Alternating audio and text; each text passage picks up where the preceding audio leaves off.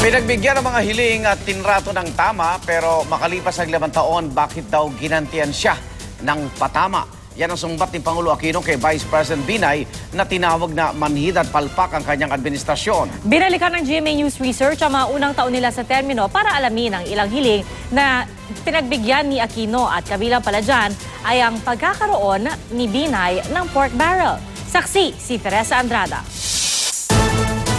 Ito rin ang hangarin ng ating mga kababayan. Isang pamahalaang kabaliktaran ng manhid at palpak na pamahalaan ngayon. Yung 2016, baka iba may luxury na mag-concentrate ng kanilang lahat ng oras na gising para itulak yung kanilang kandidatura. Hindi ako papayag na madidistract yung atensyon natin sa paghahalo sa usapang politika. Dahil marami raw siyang trabaho, hahayaan na lang daw niyang ang gabinete niya ang sumagot punto por punto sa mga batikos ni Vice President Jejomar Binay. Pero totoo raw na nagulat siya sa pagbibitiw ng bise. One-liner lamang ang resignation letter ni Binay, ni walang barcode gaya ng nararapat. What was the immediate reason for that prompted him to do this action? Ang sagot niya sa akin, marami raw, isusulat na lang niya at padadala niya sa akin. Sabi ko, sa natapos yung conversation namin, sige, hintayin ko na lang. 5 taon sa gabinete bago ang mga tirada kahapon ni Binay. Ayon sa Pangulo, wala raw hiningi ang bise na hindi niya pinagbigyan. Hindi na binanggit ng Pangulo pero binalikan ng GMA News Research ang unang taon sa pwesto ng Pangulo at ni Binay. Hiniling ni Binay noon na ilipat sa Coconut Palace ang Office of the Vice President mula sa PNB Building. Pinaayos pa ang Coconut Palace para dyan.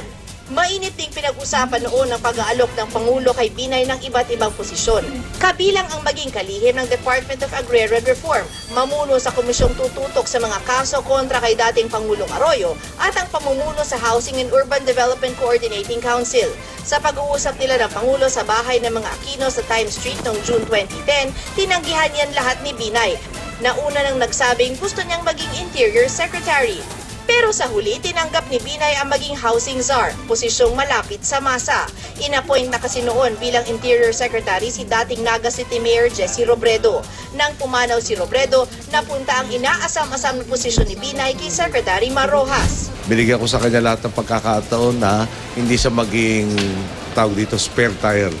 No? Yung pinagkasundo namin, yung assignment niya na housing, hinirit niyang idagdag yung OFW at lahat ito, yung ipinagkaloob natin sa kanyang pagkakataon na manatili yung kanyang popularity ratings. Isa pang hiling ni Binay na pinagbigyan ng Pangulo katuwang ang mga kaalyado nito sa Kongreso ang magkaroon ang Vice Presidente ng sariling pork barrel o PDAF na nooy para lang sa mga mambabatas. Sa pagsisiyasat ng GMA News Research, inihabol pa yan ng Kongreso noong 2011 dahil wala pa sa proposed budget. Isinama yan sa budget ng Office of the Vice President sa mga sumunod na taon. Wala pang tugon dyan ang kampo ng Vice Presidente. Kaya na lumagay sa posisyon ko, paano ko ba sa trinato ng mali at tapos ito sinukli. Kaya thank you na rin sa kanya.